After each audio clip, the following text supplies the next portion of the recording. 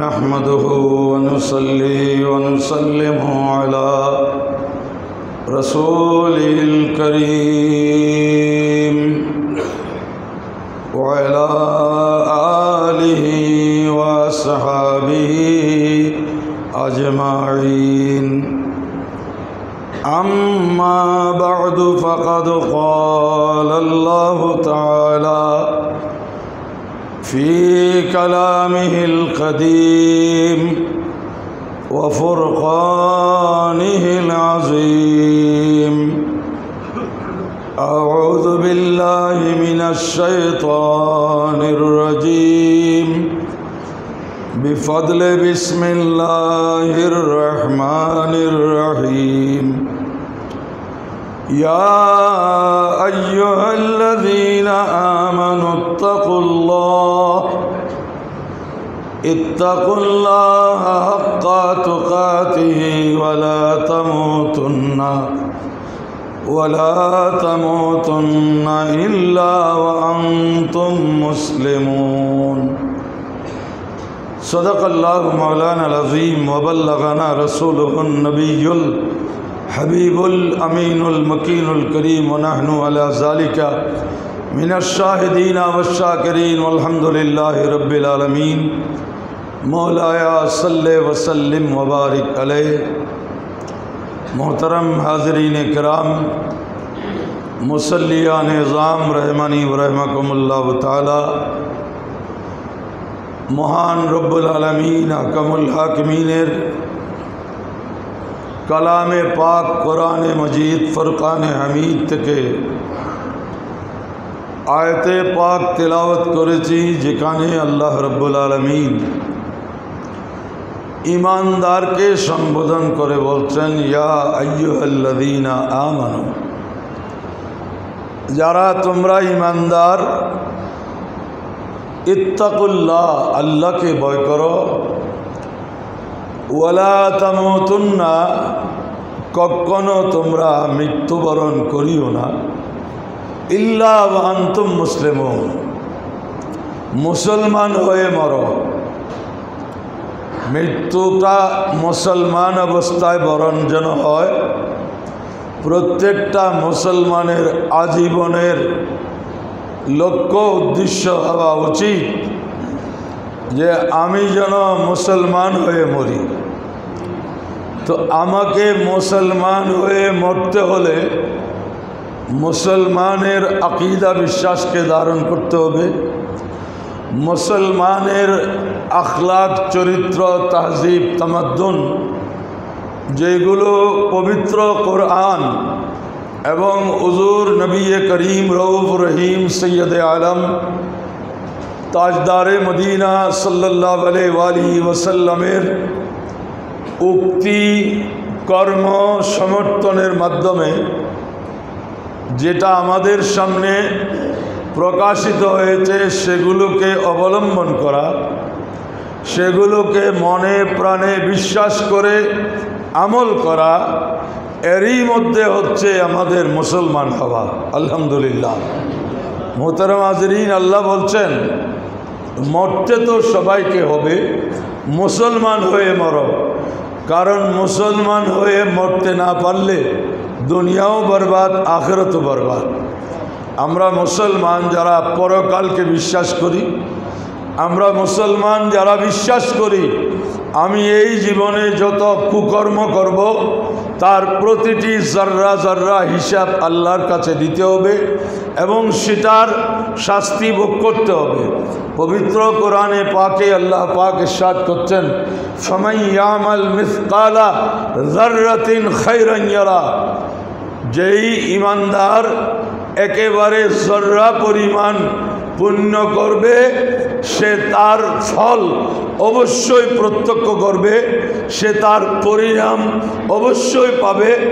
এই বিশ্বাস, এটা কোরআনে পাকের বক্তব্য। ফামান ইয়ামাল মিসকালা যাররাতিন খায়রান ইয়ারা, জর্রা কাকে বলে? যে টিনের ছিদ্র দিয়ে যখন সূর্যের আলো প্রবেশ করে সেই আলোতে যেই ক্ষুদ্র ক্ষুদ্র ময়লা পরিলক্ষিত হয়, এগুলোকেই বলে জর্রা। কোনো সূক্ষ্ম আলু দিয়ে যখন আলু ঢোকে তো আমরা সেখানে এমনি আমরা বাতাসে কিছুই দেখি না, কিন্তু যখন একটা সোজা আলু পড়ে তো সে আলুতে অনেকগুলো ময়লা উঠতে আমরা দেখি, এগুলাকেই বলে জর্রা। এই ক্ষুদ্র পরিমাণ পুণ্যও যিনি করবেন, আল্লাহ বলেন তার পরিণাম, তার সুফল প্রত্যেক ইমানদার অবশ্যই প্রত্যক্ষ করবে, অবশ্যই পাবে। সেটা আল্লাহরই ওয়াদা, এটা কোনো ধরনের ব্যত্যয় হতে পারে না। সুবহানাল্লাহ। এই বিশ্বাসকে প্রত্যেকটা মুসলমান যদি লালন করে, প্রত্যেকটা মুসলমান যদি ধারণ করে, তো আমি এক মুসলমান আরেক মুসলমানের জন্য আপন হতে কোনো সমস্যা থাকবে না, এক মুসলমান আরেক মুসলমানের জন্য সহযোগী হতে কোনো সমস্যা থাকবে না। কারণ মুসলমানকে আল্লাহর রসুল যেভাবে মূল্যায়ন করেছেন সে অবস্থানকে আমরা ধরে রাখতে পারি নাই, সেটা আমাদের ব্যর্থতা। রসুল পাক সাল্লাল্লাহু আলাইহি ওয়াসাল্লাম বলছেন, ইন্নাল মুসলিমিনা কাল বুনিয়ান ইয়াশুদ্দু বাদুহু বাদা। সমস্ত মুসলমান একটি প্রাসাদের মতো, একটি প্রাসাদের যে গাঁথুনি সেটা একটা একটাকে মজবুতভাবে আঁকড়িয়ে না ধরে থাকলে সেটা কোনোদিন সেই প্রাসাদ টিকে না। তো রসুল পাক বলছেন সমস্ত মুসলমান মিলে একটি প্রাসাদের মতো, যার এক অংশ অপর অংশকে শক্তিশালী করে। সুবহানাল্লাহ।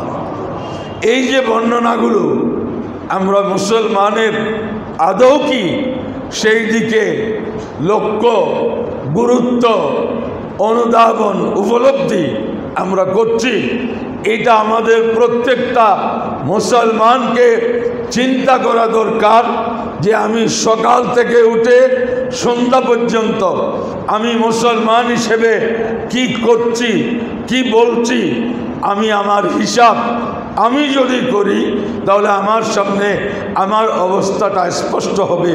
এবং সেটা মুক্তি কোনোদিন বলার মধ্যে সীমাবদ্ধ থাকে না। ইসলাম বিশ্বাসের নাম, ইসলাম উক্তির নাম, ইসলাম সেই বিশ্বাস এবং উক্তি মোতাবেক কাজ করার নাম হচ্ছে ইসলাম। আল্লাহ আমেনু বলেছেন, ঈমান আনো।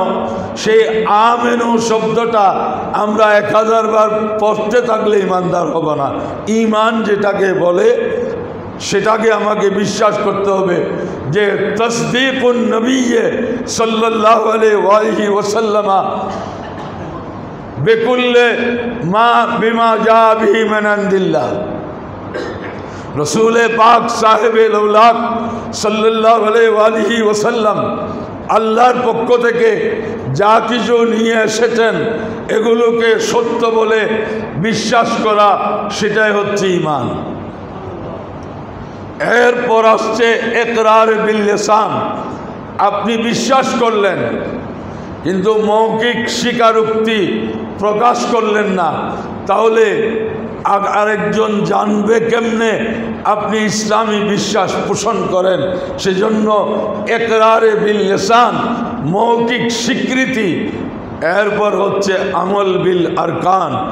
আল্লাহ যেগুলা ফরজ করেছেন, ইসলামের ফরায়েজ ওয়াজিবাত যেগুলো আছে সেগুলা কাজে পরিণত করা, এটাই হচ্ছে ঈমানের পরিপূর্ণ সংজ্ঞা। সেই সংজ্ঞা মোতাবেক আমরা যদি ঈমানকে গ্রহণ করি তো আমার হিসেব কিতাব আমাকেই করতে হবে যে আমি যা বলছি, আমি যা করছি সেটা কোরআন এবং সুন্নাহ মোতাবেক কিনা, আল্লাহ রসুলের সন্তুষ্টি মর্জি মোতাবেক কিনা, এই হিসেব করতে আমাদের কষ্ট হওয়ার কথা নয়। হুজুর নবী করিম সাল্লাল্লাহু আলাইহি ওয়াসাল্লাম বলছেন, লা ইউমিনু আহাদুকুম হাত্তা ইয়াকুনা হাওয়াহু তাবাআন লিমা জিতু বিহি। যে কোনো মানুষ অতক্ষণ পর্যন্ত পরিপূর্ণ ঈমানদার হবে না যতক্ষণ না সে আমি যা কিছু নিয়ে এসেছি সেটার অনুগত হবে না, সেটাকে মেনে নিবে না, সেটাকে কাজে পরিণত করবে না। আমরা কথা যতটুকু বলি মুসলমান হিসেবে, আমাদের কাজ যদি সেভাবে হতো তো বিশ্বব্যাপী মুসলমানের দুর্গতি দুরবস্থার কোনো কারণ ছিল না। হযরতে সাহাবায়ে কেরাম এদের কাছে অন্য কোনো শক্তি ছিল না, শক্তি ছিল ঈমানের, শক্তি ছিল কথায় কাজের মিলের, শক্তি ছিল আল্লাহর পেয়ারা রসুলের অকৃত্রিম মোহাব্বত ভালোবাসার, যেটা গিয়ে ওনারা পুরা বিশ্ব জয় করেছেন। ইকবাল বলছেন यकी मुहकम अमल पैहम मोहब्बत फातेह आलम जिहाद जिंदगी में है यही मर्दों की शमशीरें। यकी मुहकम मुसलमानेर विश्वास होते होबे अत्यंत मजबूत, আমল পায়হাম ধারাবাহিক কর্ম। আমরা অনেকেই আছি সপ্তাহে একদিন নামাজ পড়ে এক ওয়াক্ত, কিন্তু আমাদের তো এক ওয়াক্ত ফরজ না, আমাদের তো প্রতিদিন 5 ওয়াক্ত ফরজ। তাহলে আমার আমল পায়হাম হলো না, যে ধারাবাহিক কর্ম,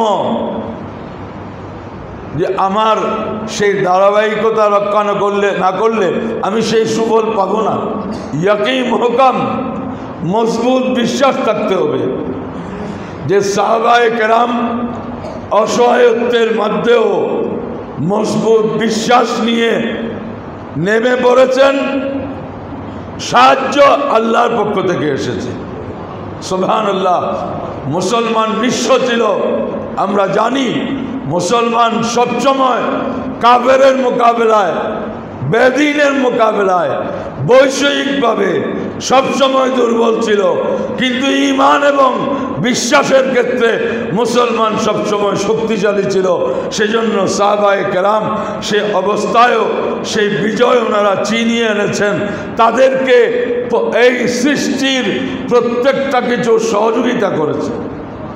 হযরতে আলাউল হাদরামি সাহাবিয়ে রসুল, উনি যুদ্ধ করতে করতে সমুদ্র এই কৃষ্ণ সাগরের পারে গিয়ে বললেন, হে সমুদ্র, আমি আমার কোনো ভোগ বিলাসের জন্য নয়, আমি তৌহিদ, রিসালত, ঈমানের, ইসলামের আকীদা বিশ্বাসকে প্রতিষ্ঠা করার জন্য এসেছি, আমাকে রাস্তা দাও।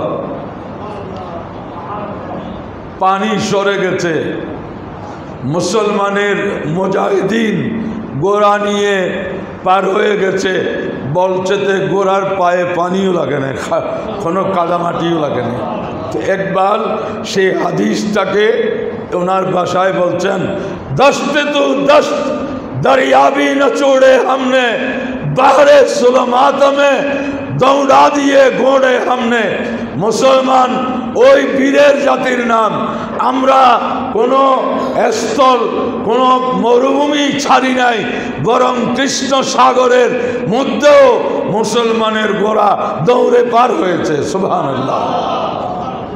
সেই চেতনা, সেই হারিয়ে যাওয়ার কারণ হলো বিশ্বাস যখন দুর্বল হয়ে যাবে, আমার কথায় কাজে যখন মিল থাকবে না, আমি যখন মুসলমান শুধু মসজিদের ভিতর আসলে থাকব, আমার ব্যক্তি জীবনে, আমার সামাজিক জীবনে, আমার কর্মজীবনে, আমার পারস্পরিক সম্পর্কে আমি যখন তখন ইসলামী চিন্তা চেতনাকে লালন করব না, তো আমার মধ্যে আমার সাফল্য কখনো সম্ভব নয়।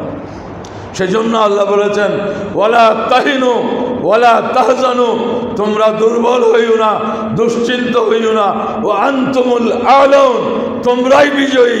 কিন্তু শর্ত হচ্ছে ইন কুনতুম মুমিনিন, যদি তোমরা ঈমানদার হও। তোমার সংখ্যা কত, তোমার সামর্থ্য কত, এটা পরের কথা, কিন্তু তুমি যদি ইমানদার হও তো আনতুমুল আলম, তোমরাই বিজয়ী। এই বিশ্বাসটাকে মুসলমান যদি লালন করতে পারত, সেই বিশ্বাস মোতাবেক কাজ করতে পারত, তাহলে আজকে পুরা বিশ্ব মুসলমানেরই অধীনে থাকত, মুসলমানেরই নেতৃত্ব থাকত, মুসলমানেরই কর্তৃত্ব থাকত, মুসলমানের বিজয়ী বেশে মাথা তুলে দাঁড়াতে পারত। এটা শুধু কথার মধ্যে সীমাবদ্ধ থাকলে হবে না, এটা আমাদের চিন্তায়, চেতনায়, কাজে, কর্মে সেটার প্রতিফলন অবশ্যই ঘটাতে হবে, সেটার কোনো বিকল্প নাই। চলুন আমরা বিশ্বাস, যেমন আমি মুসলমান, আমি মুমিন, আমার কাজ যেন, কথা যেন যেভাবে বলি সেই কথাটা যেন আমার বিশ্বাস মোতাবেক হয়, তারপরে আমার কাজটা যেন আমার উক্তি, আমার যে বক্তব্য সেটা মোতাবেক যেন আমার কাজ হয়। আল্লাহ বলছেন লিমা তাকুলুনা মা লা তাফালুন, কেন বলছো যেটা তোমরা করো না, কেন বলছো তোমরা যেটা কাজে পরিণত করো না। বলার মধ্যে তো সাফল্য আসবে না, চূড়ান্ত সাফল্য আসবে করার মধ্যে। সেই করার ক্ষেত্রে আমরা যদি মুসলমানকে ধ্বংস করেছে বিত্ত বৈভবের লোভ লালসা, রসুল পাক সাল্লাল্লাহু আলাইহি ওয়াসাল্লামের জীবন যদি আমরা পর্যালোচনা করি, সাহাবায়ে কেরামের জীবন যদি পর্যালোচনা করি, মুসলমানের তো একটা ভাবা উচিত যে আমার চাওয়া পাওয়া কেমন হওয়া দরকার। সিদ্দিক আকবরের মতো প্রতিষ্ঠিত ব্যবসায়ী দিন ইমানের জন্য দিতে দিতে তার অবস্থা এখানেই দাঁড়িয়েছিল যে একটি পোশাক ছিল, সেটা ধুয়ে দিলে সেটা শুকানো পর্যন্ত ওনার অপেক্ষা করতে হতো। একটা পোশাক সেটা ধুয়ে দিলে সেটা আবার শুকনো হওয়া পর্যন্ত অপেক্ষা করে ওনাকে পরিধান করতে হতো। উনি কে? যিনি উম্মতে মুসলিমার শুনি, যিনি পৃথিবীর আম্বিয়া একরামের পর সর্বশ্রেষ্ঠ ব্যক্তি, ইসলামের প্রধান খলিফা সিদ্দিক আকবর রাদিয়াল্লাহু তাআলা। এটা তো অনেকের কাছে আজকে বিশ্বাস করতে কষ্ট হবে, কারণ আজকে দিন ভিখারি যারা ভিক্ষা করে তাদেরও সে অবস্থা নেই। তাদেরকেও একটা জামা দিলে এরা এটা দেখে এদের মনোভূত হবে কিনা, না হবে বলে লাগবে না। কিন্তু সিদ্দিক আকবর যদি এই অবস্থায় রাষ্ট্র পরিচালনা করতে পেরেছেন, মুসলিম উম্মাহকে পরিচালনা করেছেন, আমরা কেন সে আদর্শের অনুসারী হতে পারবো না? আমরা কেন শুধু হাই হাই পাই পাই এই মনোভাব মুসলমানের বর্জন করা দরকার। আমাদেরকে মুসলমান হওয়া দরকার, মুসলমান হওয়া দরকার। আল্লাহ বলছেন মুসলমান হয়ে মরো, ওয়ালা তামুতুন্না ইল্লা ওয়া আনতুম মুসলিমুন। মুসলমান হয়ে মরো। আমাকে মুসলমান হতে হলে আমার শুধু আমি মসজিদে এক কাতারে দাঁড়ায় হবে না, আমার সমাজে আমি থাকবো, আমি মুসলমান, অমুসলিমও থাকবে। বুখারী শরীফের হাদিস খুলে দেখেন যে রসুল পাক সাল্লাল্লাহু আলাইহি সাল্লামের আশেপাশে ইহুদি, যাদেরকে ইসলাম বলেছে মুসলমানের সবচেয়ে কঠিন সূত্র হচ্ছে ইহুদি।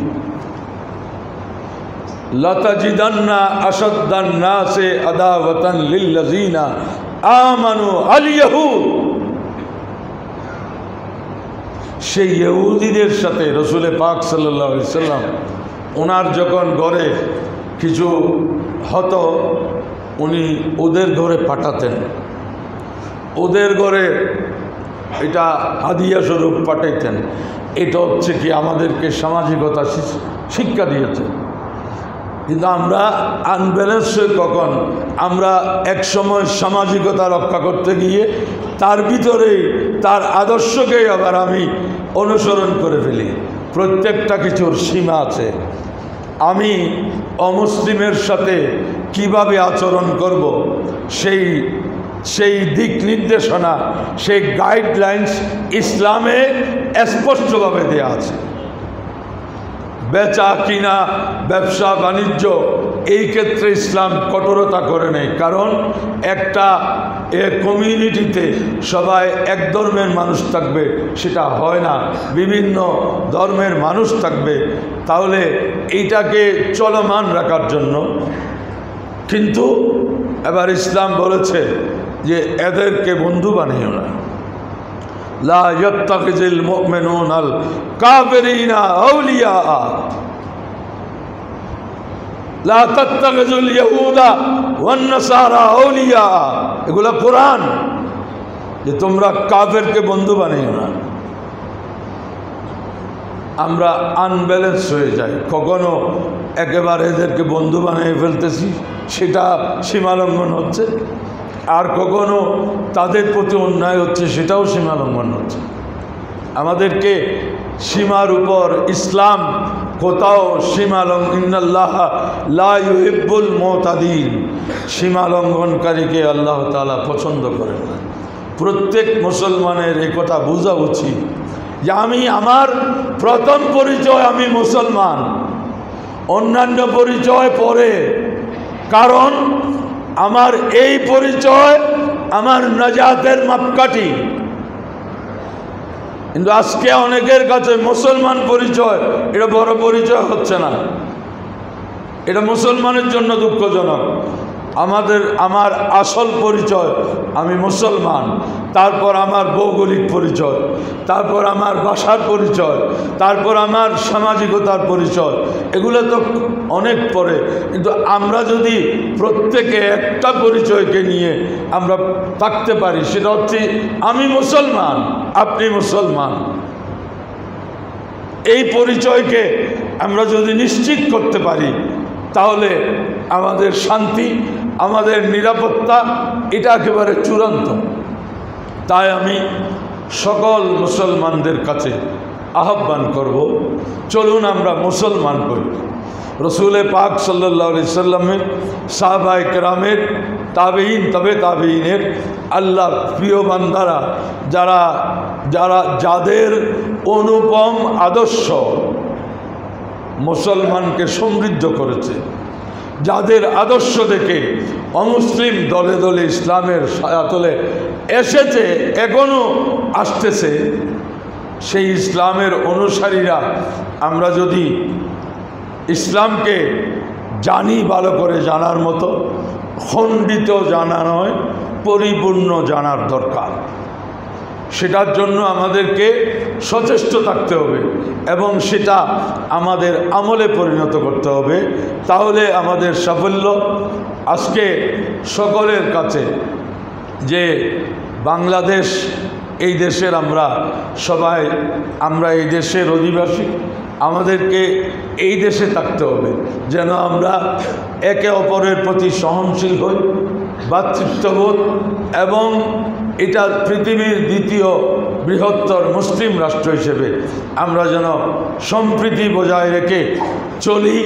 তাহলে আমাদের মধ্যে দূরত্ব কমবে, আমাদের মধ্যে সম্প্রীতি বাড়বে, আমরা পরমত সহিষ্ণু হই, আমরা ধৈর্যশীল হই। আমরা আসল কথা হলো আমরা মুসলমান হই। আমরা যদি মুসলমান হতে পারি, কারণ রসুল পাকের আদর্শে এমন কি আছে, কোন সাইড আছে যারা বলতে পারবে যে এই সাইডের সমাধান রসুল পাকের জীবনে নাই, সেটা কেউ বলতে এখনো পারে নাই, কিয়ামত পর্যন্ত পারবে না। লাকাদ কানা লাকুম ফি রাসূলিল্লাহি উসওয়াতুন হাসানাহ। রসুল পাক সর্বশেষ নবী, আর নবী প্রয়োজন নাই, কারণ মানব জাতির চূড়ান্ত মুক্তির জন্য যা কিছু প্রয়োজন সব কিছু পরিপূর্ণভাবে রসুল পাকের জীবনের মধ্যে আছে।